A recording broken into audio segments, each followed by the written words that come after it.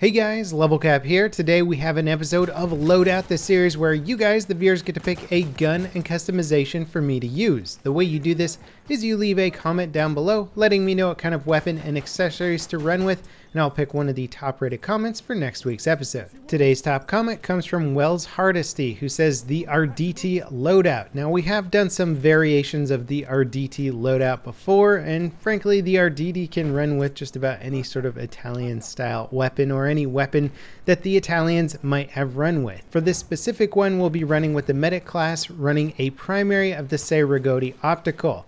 The attachments will be a 1.5 zoom, cross reticle, and bayonet. We'll be using the camo that you have to get from completing the single player campaign codexes, and then also we'll be using a bandage pouch, syringe, standard frag grenade, and a pickaxe for mountain climbing. After your nation's humiliating defeat at Caporetto 1 year ago, it's now time to reclaim the lands lost to those Habsburg invaders. And then he goes on to say to play on the Operations game mode. And I did try, but unfortunately Operations is very hard to queue into right now. Hopefully DICE is going to fix this in the near future, but in the time being I pretty much just had to play it on Conquest. Also, quick note before we get started, I did record and edit this video in 1440. I'm just trying out some different upload formats. Let me know if the quality looks better than previous videos and if you guys like the new quality, and I'll try and stick to it. It's a bit more file space on the hard drive, but computers are getting a lot faster, and I think 1440p editing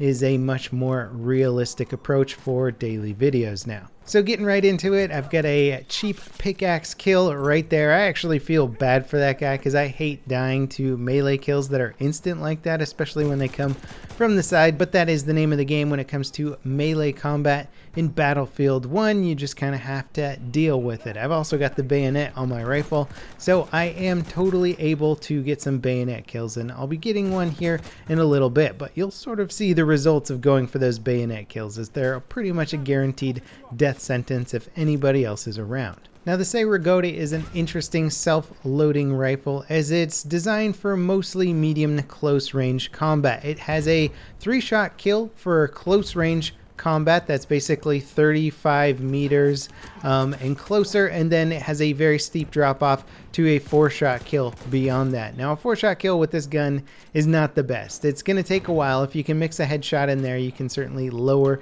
the amount of shots that you need to kill your target, but it makes this weapon not really attractive for anything beyond medium range. In fact, the medium range kills with this are a little bit tricky to get at times, and to fire it accurately, you can't fire it at its maximum rate of fire. You're gonna increase the bullet spread too much, and you have to slow down your rate of fire. Even though this gun has a decent rate of fire, 299 rounds per minute, you're just not gonna want to spam it too much, as you're gonna lose your accuracy. So it has a little bit of a learning curve with this weapon, and a very frustrating weapon, especially when you are trying to spam fire it, because you would think like, oh, if I can just control the recoil, then I should be fine, even if I'm aiming directly at my target. It's not really how Battlefield 1 works, which is pretty different from previous Battlefield games.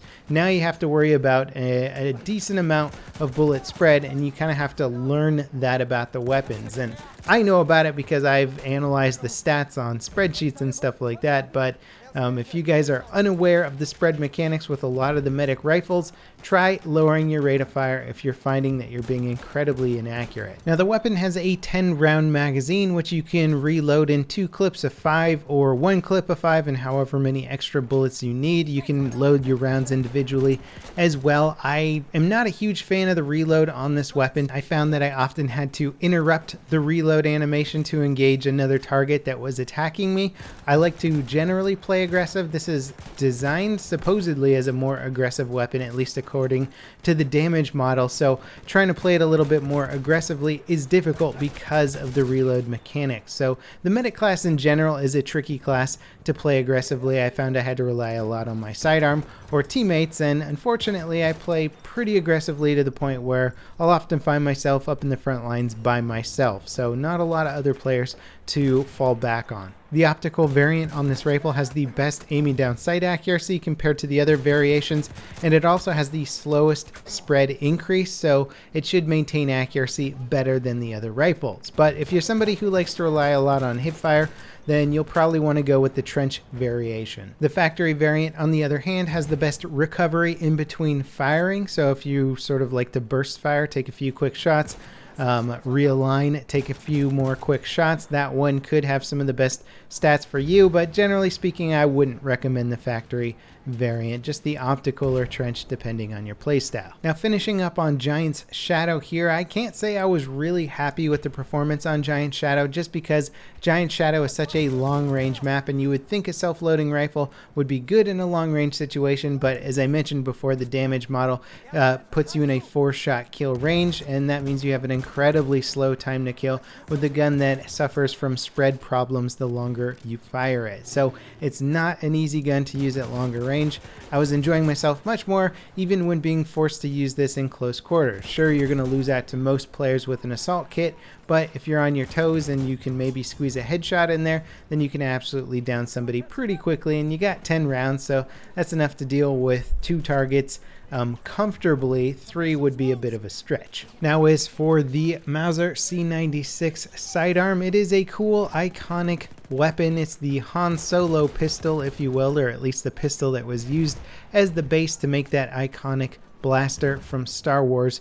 But beyond its aesthetic appeal, I'm not a huge fan of the sidearm, just because I'm a sucker for the 1911. It's got, the 1911 has the same rate of fire, but it's a 3-shot kill versus the C96's 4-shot kill. So in terms of just having a good, reliable sidearm to finish up a kill or get a kill in close quarters, I would much rather have the 1911 over the C96. Or if you're a revolver fan, the Medic has access to one of the best revolvers in the game, the Auto Revolver, which is a nice 2-shot kill in close quarters with a pretty healthy rate of fire. So try out the Auto Revolver if you haven't already. Now, as for the gadgets, using a medical pouch and syringe is pretty much always the way to go with a medic class. I mean, you can use the heal crate as well, whichever you prefer, pouch or crate. They're both going to have relatively similar effects in the long run. I almost never recommend running with the rifle fired grenades unless you're, say, playing on Sinai Desert on operations and you really need to cross a big open stretch of desert. Then I'll switch to smoke rounds for the rifle fire grenades, and that can provide some decent cover, allowing your team to push up in basically unbalanced circumstances. So it's a little bit of a leveling of the playing field, but once I make it past some of those big open areas, then I'll usually switch away from the rifle fired grenades back to the standard heal and revive setup. Now, as for running with the standard frag grenades, that's pretty much always my preferred way to roll. It was certainly effective with this loadout. I'm not a huge fan of the other grenades in the game, but once Ammo 2.0 rolls out and we have different timings for grenades, there might be reason to pick some of the other grenades out there, and they're actually going to slow down the rate at which you can throw your grenades, and hopefully the recharge rate and the auto resupply of grenades as well. So Ammo 2.0 should be bringing some nice changes to the game to hopefully really reduce that grenade spam situation. The quick throw of the grenade right now is probably one of the leading causes of the grenade spam, as you can quickly toss a grenade once you know you're losing a firefight in sort of a suicidal grenade attempt to take the other guy with you, and that's a big problem in the game right now, and hopefully the delayed throw time of Ammo 2.0 will remedy the situation.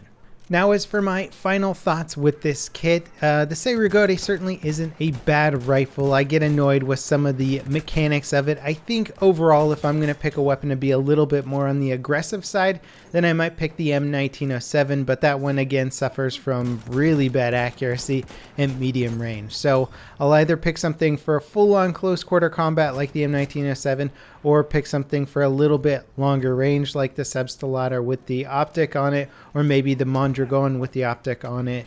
The Cei-Rigotti is just sort of a middle ground weapon that doesn't do anything particularly well, and sometimes that can be good if you want a more versatile weapon, but I think where this gun really just fell off for me was the ranged capability. I think overall I tend to default to the Mondragon Sniper nowadays, just because it has the accuracy that I want at range. Anyway, that pretty much wraps it up for today's episode of Loadout. I hope you guys enjoyed it. Don't forget to leave your comments down below for next week's episode, and I'll see you guys next time. This is Level Cap signing off.